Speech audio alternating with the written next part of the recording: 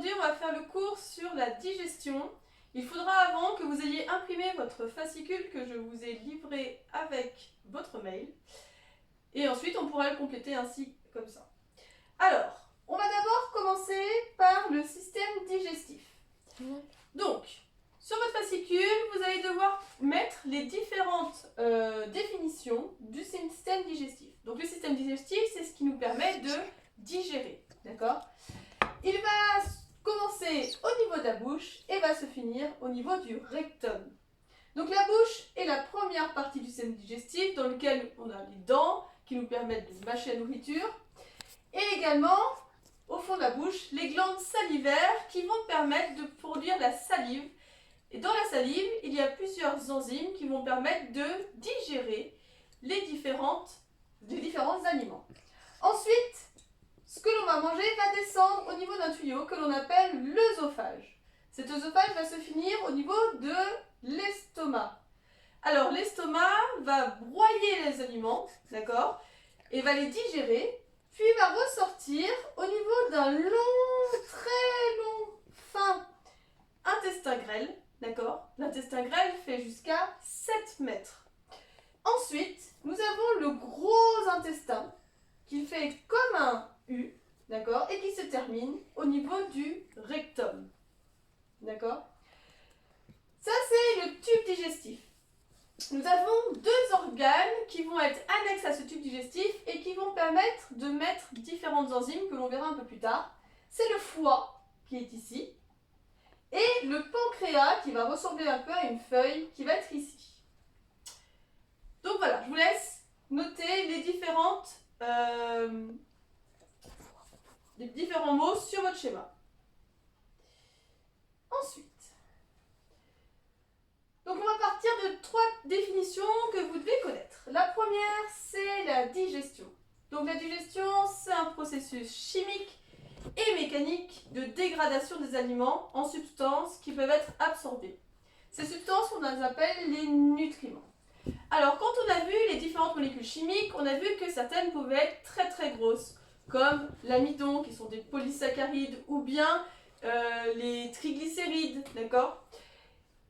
La digestion va servir en fait à découper ces molécules en nutriments, donc qui sont les plus petites unités au niveau des molécules, donc les monosaccharides, les acides gras et les acides aminés, et également les acides nucléiques au niveau de l'ADN.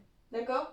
Donc tout ça, on va les découper pour pouvoir les réutiliser. Donc la digestion, c'est le principe de découpage des grosses molécules. Ensuite, on va avoir l'absorption. Alors l'absorption, c'est le processus par lequel les produits de la digestion, donc c'est-à-dire les nutriments, vont passer à travers la muqueuse du tube digestif pour atteindre le sang. Alors cette absorption va se faire à différents endroits, un petit peu dans la bouche et principalement dans l'intestin grêle. On verra ça tout à l'heure. Ensuite, on a l'assimilation. Alors l'assimilation, c'est l'utilisation des nutriments par les cellules pour fabriquer ses propres molécules. C'est-à-dire que quand on mange, on va récupérer des nutriments pour qu'on fabrique nous-mêmes nos propres molécules et qu'on les utilise pour fabriquer de l'énergie ou pour refabriquer des protéines ou pour refabriquer des acides gras. Alors, maintenant, on va voir les différentes enzymes digestives. Alors, il y en a un peu plus que ça, mais vous en avez 3 à connaître. Alors, la première, ça va être l'amylase salivaire ou pancréatique.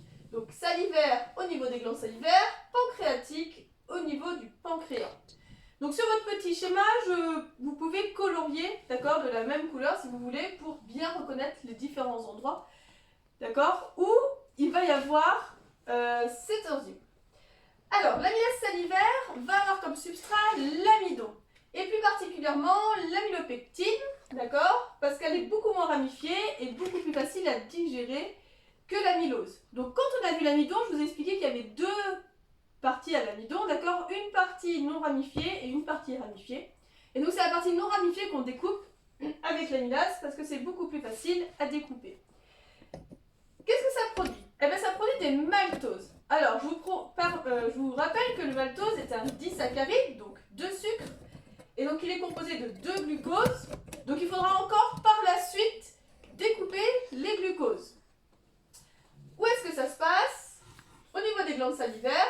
première digestion dans la bouche et dans le pancréas, d'accord, pour la deuxième digestion. Alors le pancréas, lui, va le produire et le faire passer dans le tube digestif. Et cette enzyme fonctionne à un pH qui est égal à 7. Donc je vous rappelle que le pH 7 est un pH neutre. La deuxième enzyme est la pepsine. Alors la pepsine, c'est une enzyme qui va avoir comme substrat les protéines. Alors, la pepsine va se trouver au niveau de l'estomac. Et du coup, ces protéines vont précédemment être dénaturées par l'acidité de l'estomac. Sinon, elles ne pourraient pas être digérées. Vous vous rappelez, quand on a vu la forme d'une protéine, c'est assez gros, tout en mitouflé, d'accord? Et pour que l'enzyme puisse arriver jusqu'à l'intérieur de la protéine, pour la découper, il faut qu'elle puisse être dénaturée. C'est un peu comme une pelote de laine qu'il faut démonter pour découper des petits morceaux. Ça va produire donc des acides aminés, ça a lieu dans l'estomac et ça fonctionne à un pH 2. Alors c'est un pH très acide, mais la pepsine est une enzyme spéciale qui lui permet de résister à des pH très acides. La troisième enzyme que vous devez connaître est la lipase. Donc la lipase, elle va permettre de découper les lipides en général, donc triglycérides, phospholipides, et elle va produire des acides gras. Alors, elle est fabriquée au niveau du pancréas et elle va fonctionner en interaction avec la bile. Alors la bile, en fait, ça marche comme un savon. C'est-à-dire que la bile, une fois qu'elle est dans l'intestin, va faire plein de petites bulles, en fait, avec les acides gras, enfin avec les lipides. Et du coup, la lipase va pouvoir découper les acides gras les lipides pour qu'on obtienne des acides gras et ensuite qu'ils soient assimilés. Et cela se passe du coup à un pH 7, comme la majorité des choses dans notre corps. Alors, qu'est-ce qui pourrait réduire l'action des enzymes digestives? Donc les enzymes sont des protéines sensibles donc à la température et au pH. Cependant, la température du corps, elle peut varier, mais voilà, au pire vous avez 41 degrés, vous n'allez pas dénaturer les enzymes ou les protéines en général. Par contre, le pH, lui, il va varier au cours du passage du chyme alimentaire, ou du bol alimentaire, dans le tube digestif. Il va donc être important que ce pH soit contrôlé, d'accord? Il est très acide dans l'estomac, mais il faut qu'il reste à pH 7 dans le reste du corps, d'accord? Pour que les enzymes fonctionnent correctement. Que se passe-t-il dans l'estomac pour obtenir un tel pH? Et pourquoi est-ce que c'est important? Donc l'estomac va produire ce qu'on appelle de l'acide chlorhydrique. Alors l'acide chlorhydrique, c'est l'un des acides les plus acides que l'on a sur Terre. Son acidité est de 1, d'accord? Il va permettre d'acidifier le contenu alimentaire jusqu'à un pH très acide qui est d'environ 2. Ce pH permet donc de dénaturer les protéines et ainsi permettre à la pepsine de le découper et donc de le digérer. Lorsque le bol alimentaire va sortir de l'estomac, on a vu que les enzymes fonctionnaient à un pH 7. Il faut donc que le pH retrouve sa valeur de 7. Pour ça, on va produire du bicarbonate de soude, donc HCO3-, d'accord? Et ça va permettre d'annuler en fait l'acidité de l'estomac et de retourner à un pH de 7. Le HCO3-, donc le bicarbonate de soude, est produit par le pancréas. Alors, dans la page suivante, vous avez un petit schéma avec les différents rôles des organes. Alors, le premier, c'est la bouche. Alors la bouche, je pense que vous voyez tous, quand vous mangez, c'est la première partie, d'accord? Donc la bouche, ça permet la première digestion des aliments, la mastication avec les dents et le mélange avec la salive, d'accord?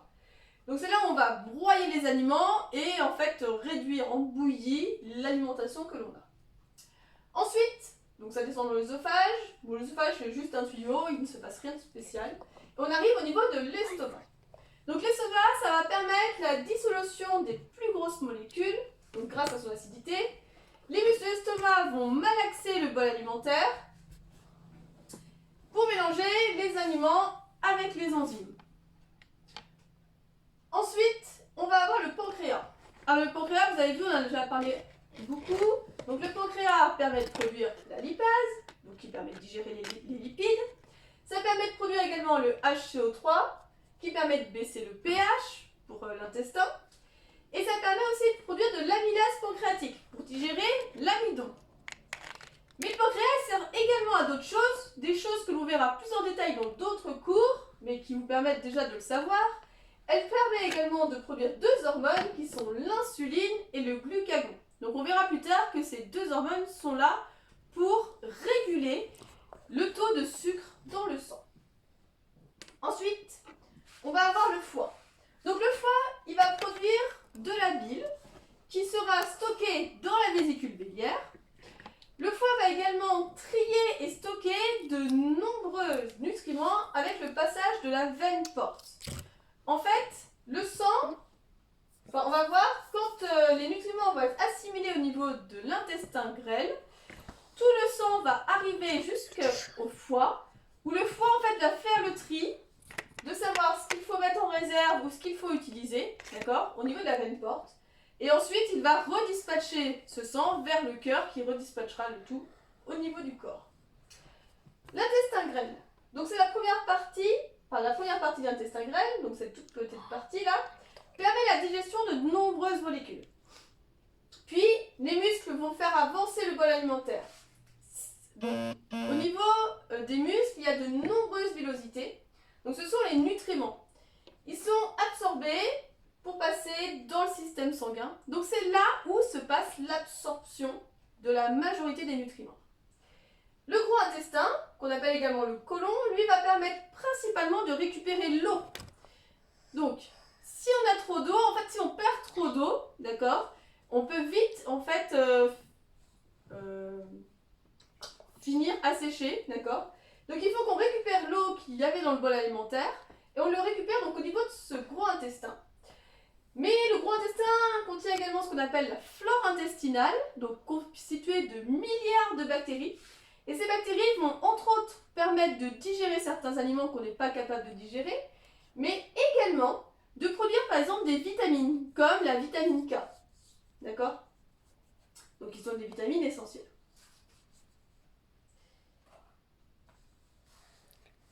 Alors, maintenant on va voir un peu plus en détail le tube digestif et principalement en fait l'intestin grêle. Alors, l'intestin grêle, il va avoir une constitution très particulière pour permettre l'augmentation. Top. Bon, j'ai un peu. Alors, on va voir les différentes parties du tube digestif, d'accord?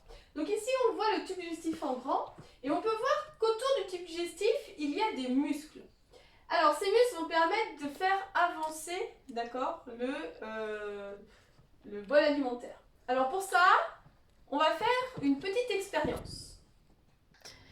Alors ici, on a fait comme si on avait un tube digestif à l'intérieur duquel on a mis une petite mixture pour faire le bol alimentaire. Alors, on va voir que si on n'avait que les muscles circulaires, qu'est-ce qui se passerait? Donc, si on n'avait que les muscles circulaires, ça appuierait, puis ben, ça ferait pas vraiment avancer la chose. Ok. Ensuite, si on n'avait que les muscles longitudinaux, donc là, ça pousserait, mais on n'arriverait pas forcément à tout faire pousser. Alors en fait, qu'est-ce qui se passe avec les deux muscles? Ben, c'est que ça appuie et ça pousse. Allez, mais il faut que ça aille dans le sens. Ça appuie et ça pousse.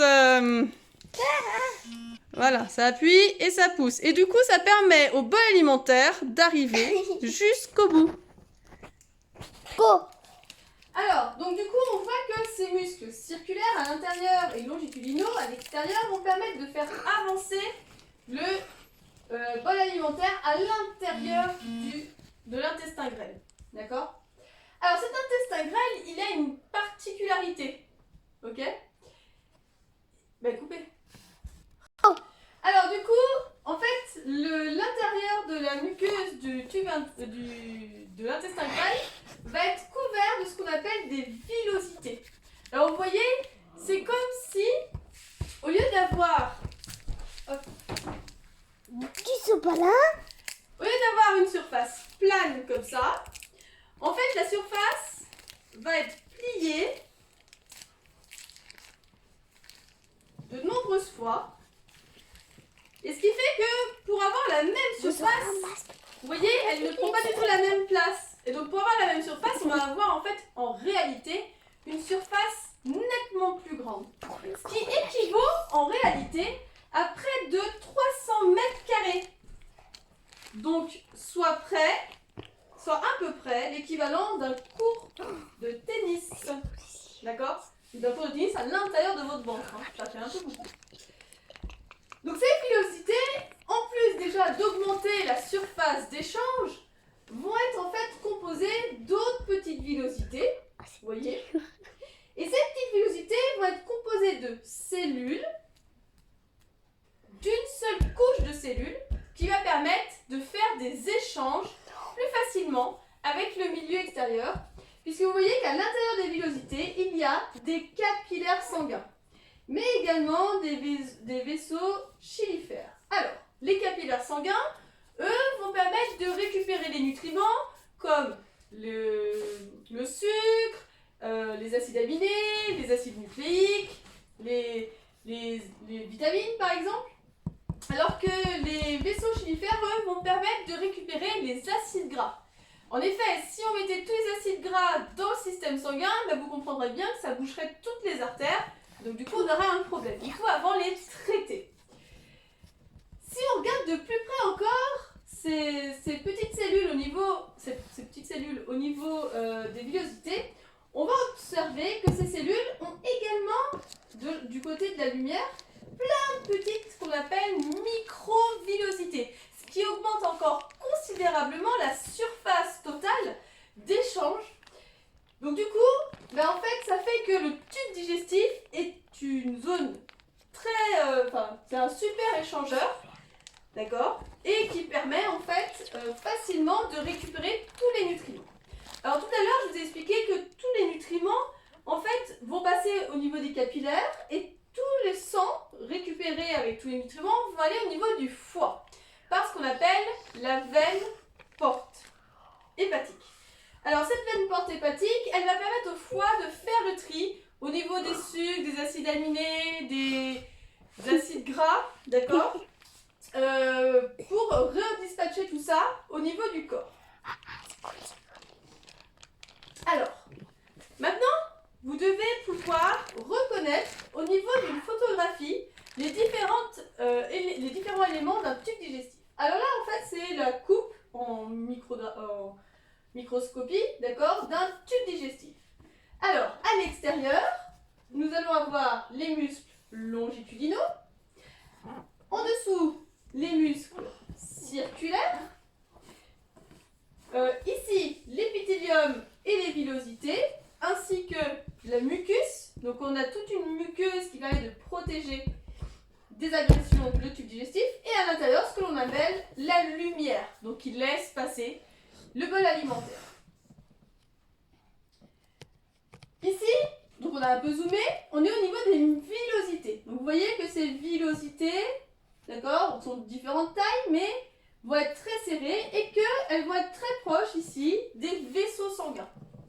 Et si on zoome encore plus au niveau des cellules qui les composent, on va obtenir une cellule ici avec ses microvillosités, d'accord. Et la cellule, vous voyez, elle est ici séparée, il y en a une en haut et une en bas. Et donc qui permet de récupérer tous les nutriments que l'on a dans le tube digestif et les faire passer directement dans le système sanguin. C'est donc l'assimilation.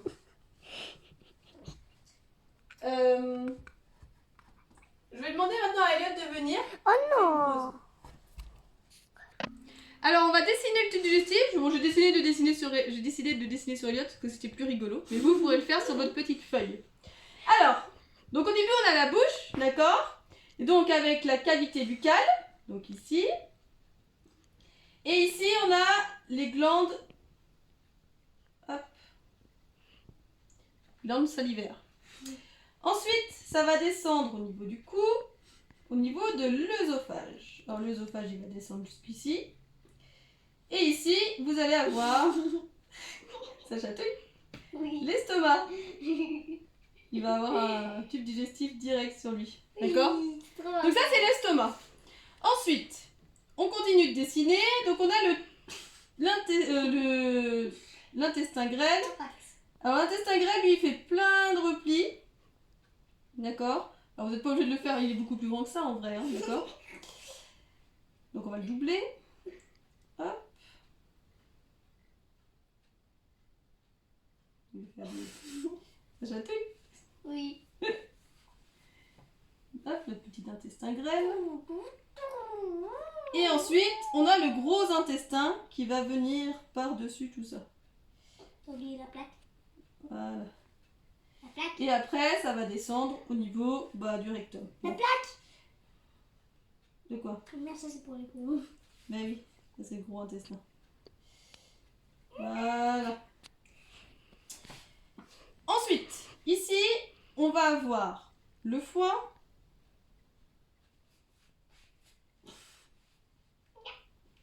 Qui va aller dans le tube digestif. Et ici, hop, caché derrière l'estomac, on va avoir le pancréas. Alors pour le reconnaître, on fait comme une petite feuille en fait. Et ce pancréas va également aller dans le tube digestif. Voilà. Voilà, un joli petit tube digestif. Non, ça c'est ton dos. Top. Donc là, on va regarder une petite vidéo. Vous mettrai le lien, d'accord, Dans la avec description votre de la travail. vidéo. Allez, c'est parti.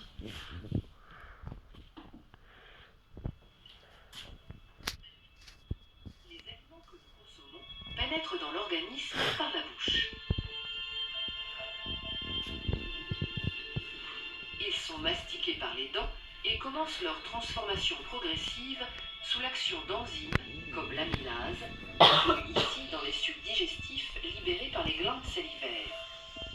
La salive humidifie les aliments et les enzymes fragmentent les chaînes de sucre et d'amidon. Les aliments, transformés alors en bol alimentaire, sont poussés dans l'œsophage par les mouvements de la langue, puis dans l'estomac par contraction de l'œsophage. La digestion se poursuit dans l'estomac, dans lequel les aliments vont séjourner de 1 à 4 heures. Ils sont d'abord brassés et continuent leur transformation régulière en bouillie. Les enzymes des sucs digestifs découpent en partie les molécules des différentes catégories d'aliments. C'est dans l'intestin grêle, cylindre de 7 à 8 mètres de long, que se forment les nutriments. Glucose, acides gras et acides aminés, directement assimilables par l'organisme. Et c'est dans l'intestin grêle qu'ils vont passer dans le sang. Cette absorption se fait au niveau des villosités intestinales, ces replis microscopiques qui tapissent la paroi interne de l'intestin. Leur nombre, très élevé, près de 10 millions, permet à l'intestin d'offrir une surface d'absorption avoisinant les 250 mètres carrés.